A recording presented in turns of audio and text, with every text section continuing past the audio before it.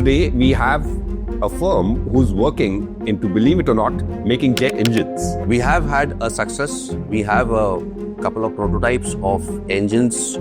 People normally think that a startup and a DPSU are opposite ends of the spectrum.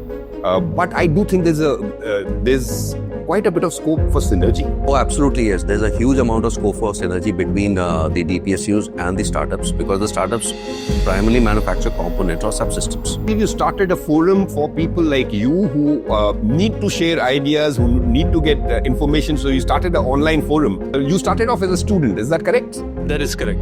That was the moment I realized, okay, more and more people want to know about how we are doing this. So what sets you apart? And second is, on the global stage, would you be price competitive?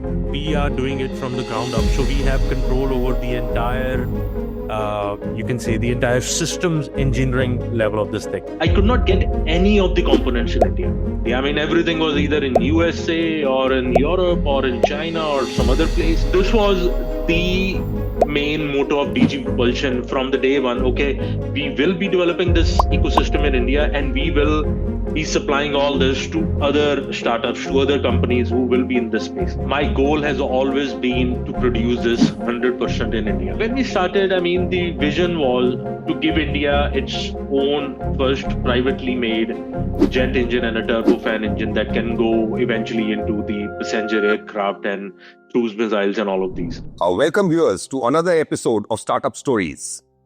As you are aware, we at Chakra Dialogues Foundation, which is a Section 8 not-for-profit company working towards nation building and strengthening comprehensive national power, have started a series of webinars. These include Meet the Mentors, where we make you meet some of the very fascinating and very eminent mentors whom we have. The Startup Stories, where we interview the founders of startups in the defense field, not only the defense, but mainly in the defense field. And Tech Talk, where we try and demystify technology and explain it in simple terms. For the Startup Stories today, we have a firm who's working into, believe it or not, making jet engines. DG Propulsions.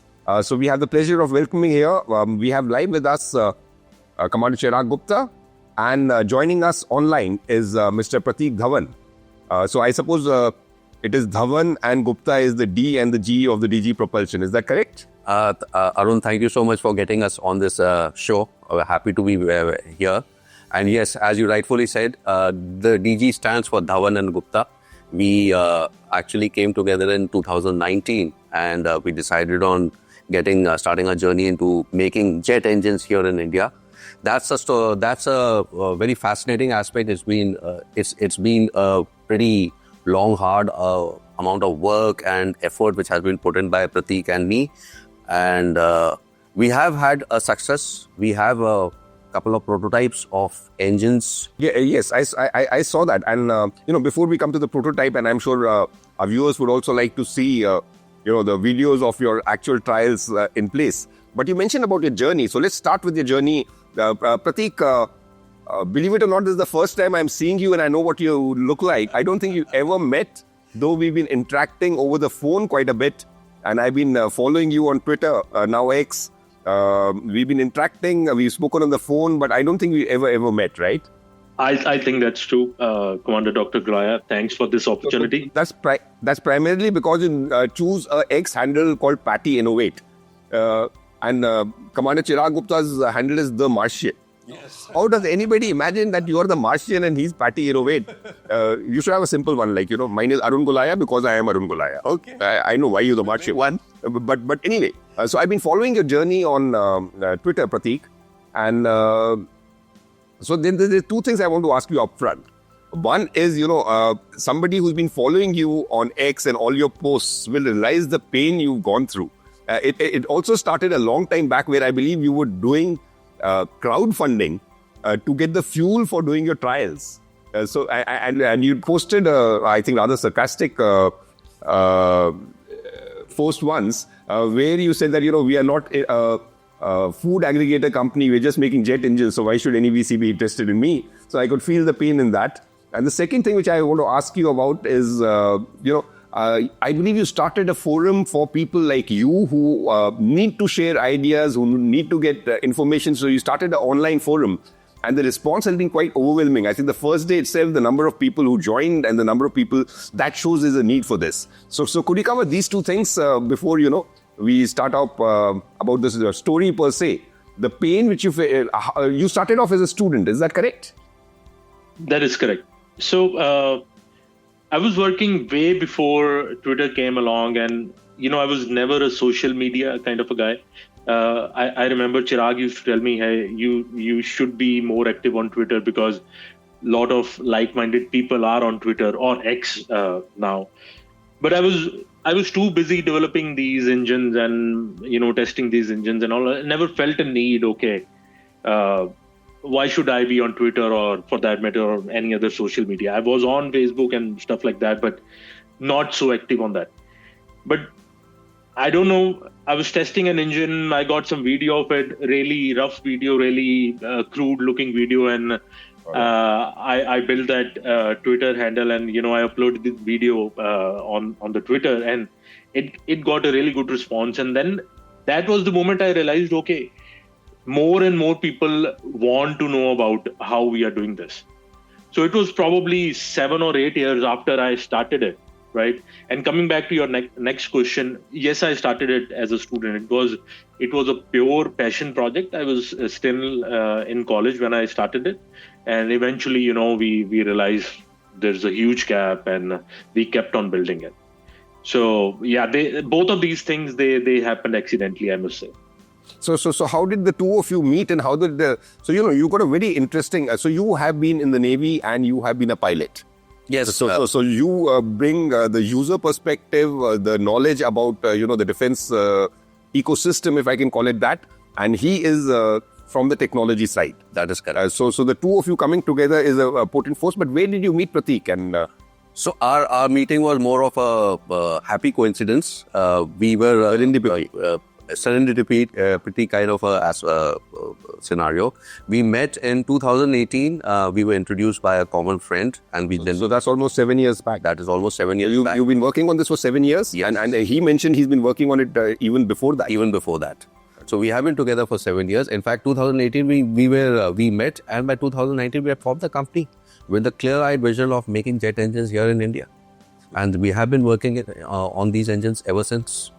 So that's how it has been. So I remember, as I mentioned, I've never met Prateek, and if you call this a meeting, then we're meeting for the first time, though we've spoken on the phone a number of times. But I do remember having a meeting with you in my office when I was the officer in charge of the Navy's Technology Development Acceleration Cell, or TDAC. And that time, the advice which I had given you, I don't know what it was worth. You came pitching to me, with your pitch deck, saying that you were looking at making jet engines. And I told you, if I remember right, that don't pitch it to me because there won't be any takers. And I advised you then that it may be better to approach DPSU. In fact, I suggested the Bharat Dynamics instead of the services, because the services will finally need a product. That is and what you're making is something which will be which can go into many products per se. So I've been following up your firm, and I noticed that I read about that in the last Aero India, you also signed an MOU with BDL. You won that IDEX challenge, which was fished at BDL. Yes. And that case is also progressing. So can you cover a bit about that? I mean, how do you see the role of, people normally think that a startup and a DPSU are opposite ends of the spectrum. But I do think there's quite a bit of scope for synergy. Oh, absolutely, yes. There's a huge amount of scope for synergy between the DPSUs and the startups, because the startups primarily manufacture components or subsystems. Not all, but quite a few cases. For example, ours is like is a system by itself, which if you put in any kind of complete equipment, will be say 50% of the cost. But having said that, the aim of the DPSU is to become the master integrator for all these systems put together, and then they can go ahead and talk to the services, get the trials done, and go ahead and then fix the equipment and sell the equipment to the end users. That becomes easier even for the startups to work, because for them they have a limited bandwidth in terms of finance. limited bandwidth in terms of manpower. And these two things do become a challenge going forward. So in addition to the support which you're getting from IDEX, are you also getting support, some support from BDL? We are in conversation with them, Right. and they have agreed to support us going forward. So we are looking forward to that. Nice. So let's shift, between, we'll have one on the technology side and one on the marketing and the processes side. So let me shift back to you, Prateek. And, normally you would say that this is not rocket science, but in your case, it is rocket science. So can you just explain to us and to our viewers, what you're doing, which is different, which is, your USP. And second thing is that considering that, they are maybe not in India. In India, there are a few startups who have forayed into this field. So what sets you apart? And second is, on the global stage, would you be price competitive? Or would it, of course, I understand it will depend on the numbers. So can you cover these aspects, please? So definitely, the thing that sets us apart is we are doing it from the ground up. So we have control over the entire, the entire systems engineering level of this thing. We have our own supply chain. We manufacture our own components. Everything is our own design. All our designs are scalable. So it's easy for us to go up the chain, lower the chain. We can increase the thrust. We can lower the thrust. We can deliver to the customer in the really shortest possible time frame. We can de-risk our customers really nicely and really quickly as well. So they don't have to go to, the international companies to import these engines from abroad. So we are really a company that's working very closely with our customers from the get-go. We can essentially start working with them whenever they are still in the design phase. We can design our engines around their platform, or they can design their platforms around our engines, either way. But we help them so that both of us succeed. That has been our motto at DG Propulsion from the very beginning. And definitely, this goes without saying, will be very, very, very price competitive on the international stage. Great. And what percentage? Your technology, you said you started ground up, and the technology is totally yours, which means you have full control over it. But when it comes to the components, what percentage would you say are indigenous or made in India? And are there some things which you still have to import? My goal has always been to produce this 100% in India. I am working day in, day out to manufacture each and every component. Chirag knows I am developing the suppliers like crazy at the moment. I need everything to be made here. So I'll give you a slight background. I will not go too deep because this will derail the conversation. But when I started doing... No, let's go deep, because this is what our viewers would want to know. The aim here is to tell our viewers what are the pain points, what are the challenges which you faced, because, I do know that quite a few people do follow what you do nowadays. So people are already aware of the superficial or, on the surface things. Please do go deep. That would be fascinating for our viewers. So this was a passion project. This was more of a hobby project. And I could not get any of the components in India, let alone, manufacturing is too far. I wanted turbine wheels. I wanted compressor wheels. I wanted some place to manufacture my combustion chamber and all. I wanted to experiment with things. I could not get anything in India. Everything was either in USA or in Europe or in China or some other place. And how can a student like me import? So you're talking about 8-9 years back. Oh yeah, 8-9 years back. So that was the key pain point, and that was kind of the motivation behind, I want to develop this ecosystem in India. So this was the main motto of DG Propulsion from the day one. We will be developing this ecosystem in India, and we will be supplying all this to other startups, to other companies who will be in this space. So we like competition quite a bit, because if competition increases, more and more of these goods will be made in India to bring the cost down. But this started from this very pain point. We need to make this in India, and that's something we'll be making reality now. I'd like to add over here what he's talking about is that we have been on a journey as of now doing vendor discovery. And that is pretty important because we are literally going ground up in discovering who is a competent person who can manufacture components for us. Competent to manufacture components for us. I mean, that's been our journey so far. And whilst he's talking about components, I would like to... So I'm going only by the post which the Martian and Patty Innovate putting. But you were in Ludhiana for the initial part. Am I correct?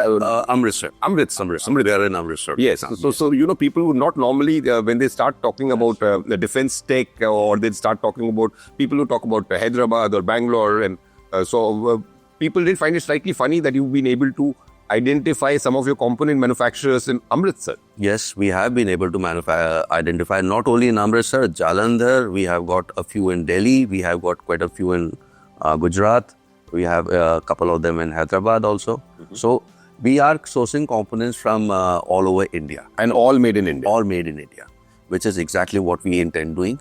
And that's what I said, that vendor discovery has also been a part of our journey, because it's not only going to a particular manufacturer of a component. We need to spec him out. We need to make sure that he makes it as per the exacting standards which you have set for them, and he's able to deliver on the product. So it is cost effective at the same time. Yes. So I mean, as Prateek mentioned that when you started off, not a single component was available in India. So you have actually helped while being a startup yourself. You also help the ancillary industry startups. Oh, absolutely. So as the saying goes, the rising tide raises all boats. So there is a lot of scope for collaboration. Yes, there. So how does this work? Do you again partner with only one firm for one component after you identified, or have a number of firms so that the entire ecosystem comes up?